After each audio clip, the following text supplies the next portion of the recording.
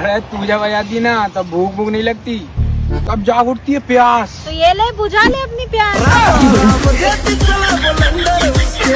दारू लाके आई है यार तू, कुछ है क्या आज? भूल गया तू? हाँ नहीं मतलब। अरे बर्थडे है आज। अरे पूजा सॉरी यार, हैप्पी बर्थडे। अरे माकड़े मेरा बर्थडे नहीं है, तेरा है। लोग हैं हमारे पास।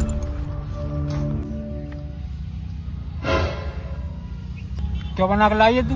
आज तेरा बर्थडे और मैं अपने हाथों से खाना बना के लाई और तुझे पसंद नहीं आया। नहीं आता खाना बनाना, क्यों लेके आ जाती है बार बार बना बना के? तुझे पता कितनी मेहनत लगती है खाना बनाने तो में? क्यों बना दिए खाना? मम्मी से बोल देती, वो बना देती, रख देती, ले आती फिर। तू खा रहा है या नहीं खा रहा है? खा रहा हूँ। तू पैक बना जल्दी, आज तो सारे गम मुला दूंगा।